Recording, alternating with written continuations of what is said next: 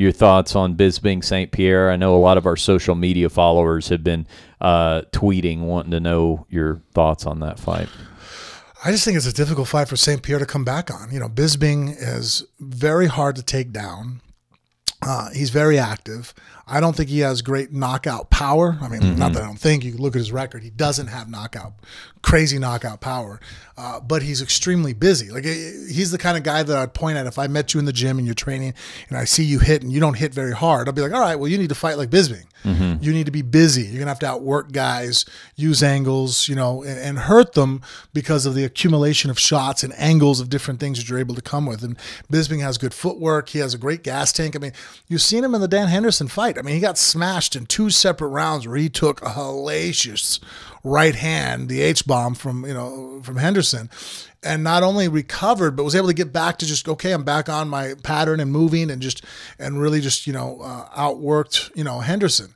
And so I just don't see, I think St-Pierre has a very great style as far as, throwing his, strikes. But I think ever since I think George St-Pierre was most dangerous before he fought Matt Serra. And even though he's had a countless amount of wins since then, he's kind of only fallen in love with the takedown and ground and pound, and he fights very safe.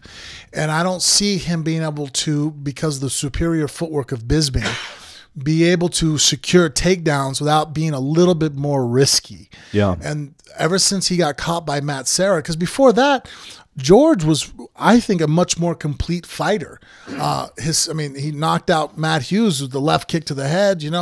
You've seen that he was also dangerous on his feet. His Kyokushin karate background and Muay Thai that he studies, he was pretty decent on his feet. After that, even when he did have fights where he outstruck guys, he fought safe. Like, I remember the Josh Koscheck fight. Here he has Koscheck's eye completely orbital bone busted, and all he kept doing is just throwing jabs, double jab, jab. I mean, it's great. He won the fight. But what I'm pointing to is the mentality of a guy that looks to stay safe. And I'm not knocking it. I'm just saying that with that mindset, Bisping doesn't fight safe. Bisping takes chances. That's why he got caught in 2 different rounds by Dan Henderson. He's busy. He'll throw a lot of strikes, throw things and move at you and change angles. And he's an active, aggressive fighter with a lot of movement. And if George plays it safe, I think he's just going to lose the decision. If he goes out there and takes chances and wants to, put Bisping down, I think he has great elbows and great ability to crush, but he's going to have to be aggressive. And the George that I've seen in the last couple of years is a very cerebral fighter, very intelligent. I can't knock his game planning, but he's just, not risky enough. And that's okay, I think, that when he fights guys that are closer to his size naturally, or that he could be a little bit bigger than, because then when he does get that takedown, he's able to really, control you and do a lot of damage. You've seen that like in the Nick Diaz fight that they had. Nick, there was a point there in the 3rd round. I remember sitting there going, holy shit, if you're a George fan, you're wrenching the towel right now. Nate's starting to really come on and pepper the shit out of him. Yeah. And then George was able to get the takedown, really utilized great cradles in that fight and held him down and beat him up. And, Diaz wasn't able to get up to his feet to contest him again. I think that Bisping's going to be able to get back up to his feet if he does get taken down, George is one of the greatest, takedown artists in MMA history, but,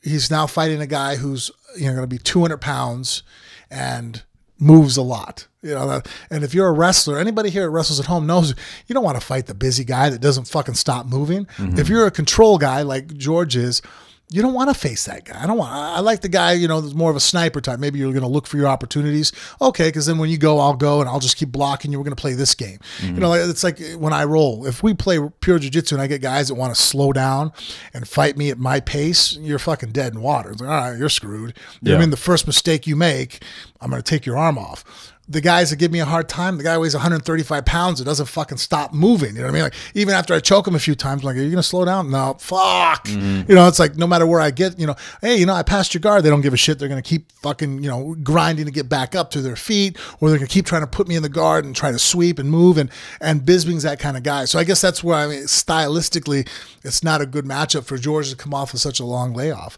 So, I mean, if I had to bet $1 on it, I'm putting it on Bisping. Yeah, I think, and by the way, speaking of betting, Bisping is barely a favorite in this fight. I mean, it's basically a pick'em fight. I think that it will come down to whether or not GSP can establish any kind of takedown. I think we find that early. Right. Like if he's, you just said Bisping has great takedown defense. It seems like it would be very difficult to do. Let's find out. I think the first couple times we see it, if St-Pierre can get that fight to the ground, maybe that's his avenue. But if Bisping can keep it standing the whole time and just use his boxing, I mean, I think for pretty much his whole career, he's been one of the better boxers in the UFC. And the only knock on him is that he just wasn't born with great power. Yeah. So, I mean, he just wasn't. Oh, no. I mean, I think at that point we might be headed toward a decision. But if it looks like Bisping can just keep it on the feet, keep him at range. I agree with you. Touch him up, you know. The one thing that George would have to do stylistically, if I was coaching George, I'd be like, all right, you obviously going to have to come behind punches, you know, and then when he comes in, you're going to have to, you know, we're going to establish our shot. But we can't make it to where all he has to do is worry about our shot on our level change. So George, I think, to be successful is going to have to be to where it looks like he's shooting a double, and then he comes back up with, like, you know, Tyron Woodley's good at that, looking like he's going to shoot. Rashad Evans, when he was very, you know, good, you know, could do that. I'm going to take a shot, and then I'm going to defend the shot. No, I'm coming up with an uppercut. I'm coming up with a hook. Actually, Uriah Faber was probably the guy that I thought did that the best first, early on, where it's like, okay, I'm going to engage your legs, and now you're like, oh, fuck this, I'm going to sprawl. Yeah. And then all of a sudden you got busted up with an uppercut or some kind of movement coming up. So then it's like, well, is he shooting, is he not? And then for a half a second, I might hesitate on my sprawl, and now that's enough for someone like George to just run you over because you can't even wait, you know. But he has to add that next tier to his offensive output. If he's able to do that and make it to where Bisping has to second guess, well, is he shooting or is he not? But if Bisping early on is able to really see George is striking, George is going to shoot now, then the fight's over with. Like, I mean, first early on, I'll tell you, if I see that George isn't able to make him pay for trying to stop the shot, then it's going to be a long night for him.